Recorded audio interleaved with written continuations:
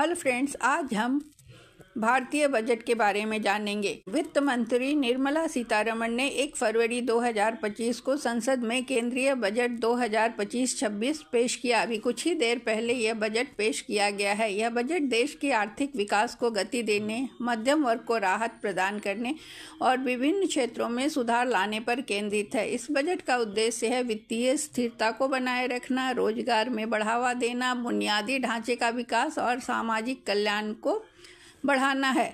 इस बजट का हम विश्लेषण कर रहे हैं। पहला है कर नीति और व्यक्तिगत आय कर। तो सबसे महत्वपूर्ण इस बजट का जो लोगों के द्वारा पसंद किया गया प्रावधान है वह है व्यक्तिगत आयकर में राहत। मध्यम वर्ग और करदाताओं को राहत देने के लिए आयकर स्लैब में बदलाव किए गए हैं। कर मुक्त आय की सीमा को बढ़ाकर 12 लाख रुपए कर दिया गया, जो कि पहले 7 लाख रुपए था। नई आयकर की दरें इस प्रकार हैं। 12 लाख रुपए तक की आय कर मुक्त हो गई है। 12 से 18 लाख रुपए आय वाले 10% कर देंगे। 18 से 30 लाख वाले 20% कर देंगे। 30 लाख रुपए से अधिक जिनकी आय है वो 30% कर देंगे।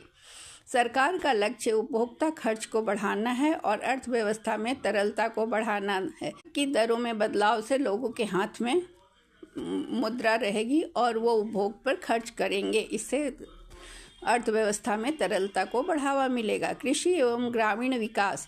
भारत की अर्थव्यवस्था चूँकि कृषि पर निर्भर है, इसलिए इस बजट में किसानों और ग्रामीण अर्थव्यवस्था को बढ़ावा देने के लिए कई कदम उठाए गए।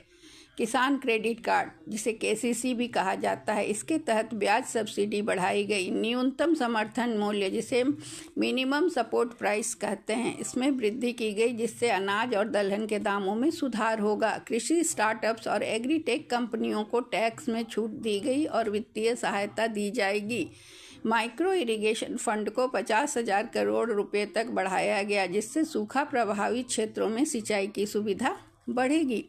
सरकार का उद्देश्य कृषि उत्पादन बढ़ाना और किसानों की आय दुगनी करना है। महिला सशक्तिकरण और सामाजिक कल्याण के क्षेत्र में भी महत्वपूर्ण घोषणाएं की गई। महिला उद्यमियों को बढ़ावा देने के लिए 3 लाख करोड़ रुपए का फंड दिया जाएगा। स्वास्थ्य और पोषण योजना के तहत गर्भवती महिलाओं और बच्चों के लिए पोषण योजनाओं का विस्तार किया जाएगा।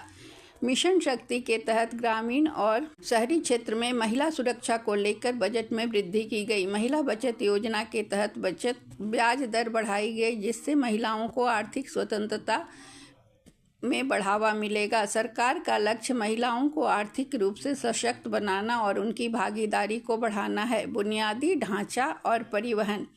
रेलवे और मेट्रो नेटवर्क के लिए 5 लाख करोड़ रुपए का आवंटन किया गया है।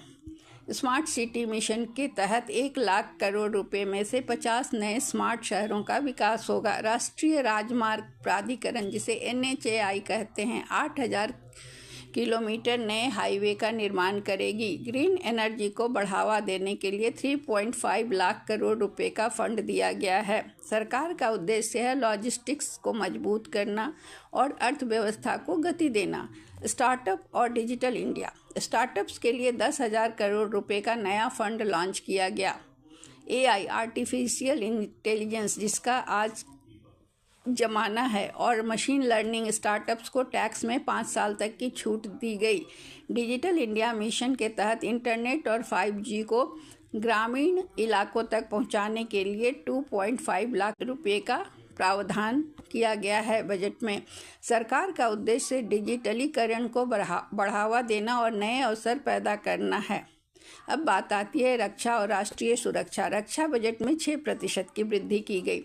कुल 6.8 लाख करोड़ रुपए आवंटित किए गए। मेक इन इंडिया के तहत घरेलू रक्षा उद्योग को बढ़ावा देने के लिए 75,000 करोड़ रुपए आवंटित किए गए। साइबर सुरक्षा और आर्टिफिशियल इंटेलिजेंस आधारित रक्षा उपकरणों के लिए 20,000 करोड़ रुपए का बजट है। सरकार का लक्ष्य राष्ट्रीय सुरक्षा को मजबूत करना और स्वदेशी रक्षा उत्पादन को बढ़ावा देना है। शिक्षा और स्वास्थ्य क्षेत्र।